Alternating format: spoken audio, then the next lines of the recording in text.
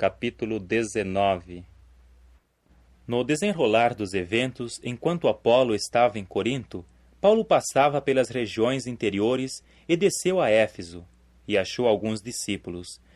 E ele lhes disse: Recebestes Espírito Santo quando vos tornastes crentes? Disseram-lhe: Ora, nunca ouvimos falar que há Espírito Santo. E ele disse: Então, em que fostes batizados?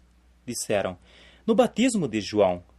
Paulo disse: João batizava com o batismo em símbolo de arrependimento, dizendo ao povo que crescem naquele que vinha após ele, isto é, em Jesus. Ouvindo isso, foram batizados no nome do Senhor Jesus.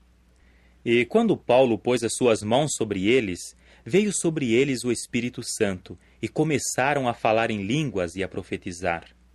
Ao todo havia cerca de 12 homens.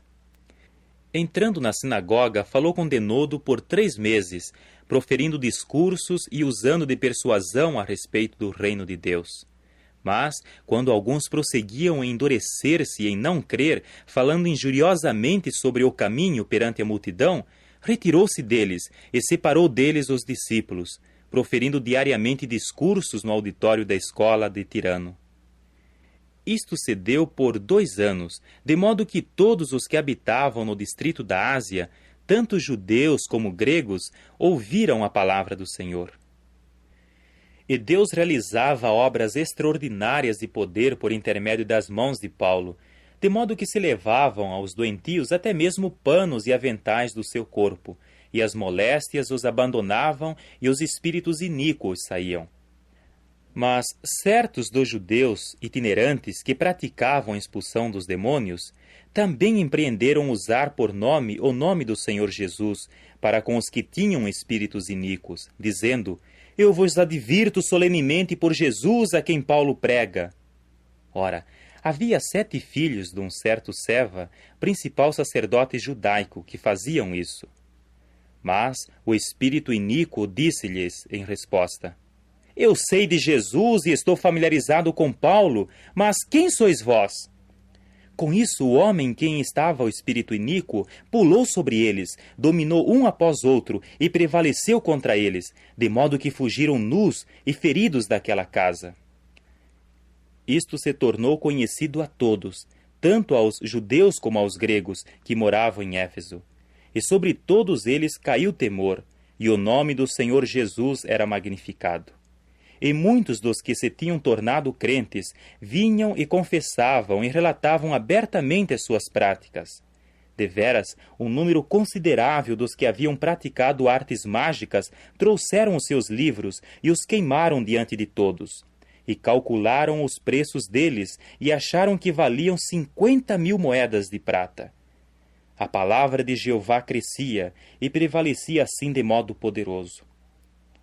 Ora, tendo sido completadas estas coisas, Paulo propôs-se no seu espírito que, depois de passar pela Macedônia e Acaia, viajaria para Jerusalém, dizendo: Depois de chegar lá, terei de ver também Roma.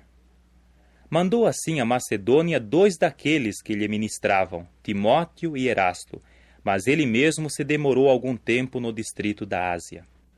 Naquele mesmo tempo surgiu uma perturbação nada pequena a respeito do caminho, pois um certo homem, de nome Demétrio, prateiro, fabricando santuários de prata para Ártemis, fornecia não pouco lucro aos artífices.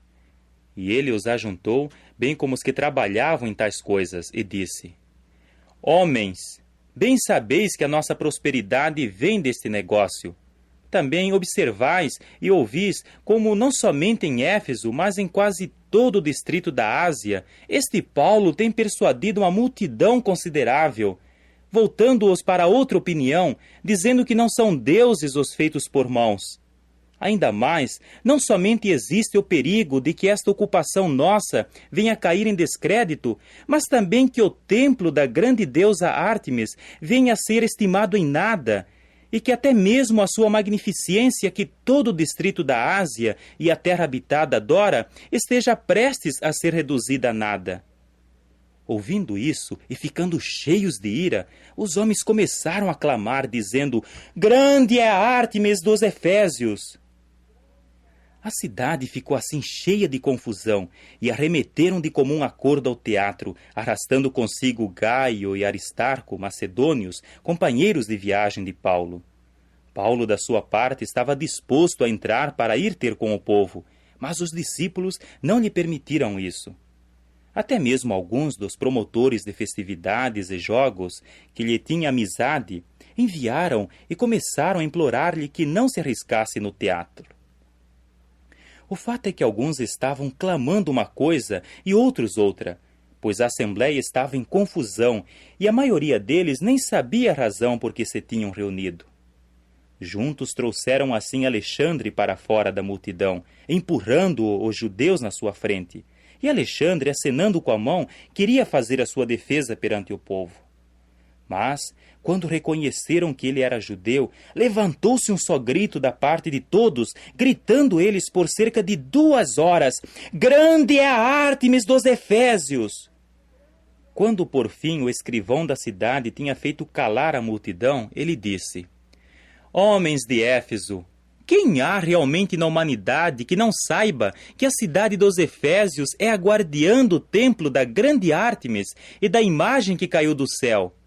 Portanto, visto que estas coisas são indisputáveis, convém que vos mantenhais calmos e que não atueis irrefletidamente, pois trouxestes esses homens que não são nem salteadores de templos, nem blasfemadores de nossa deusa.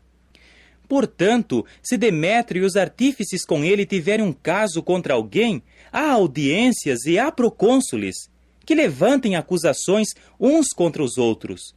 Se, porém, estáis procurando algo mais do que isso, tem de ser decidido numa assembleia regular. Porque nós estamos realmente em perigo de ser acusados de sedição pela questão de hoje, não existindo nenhuma única causa que nos permita apresentar uma razão para esta turba desordenada." E depois de dizer isso, dissolveu a assembleia.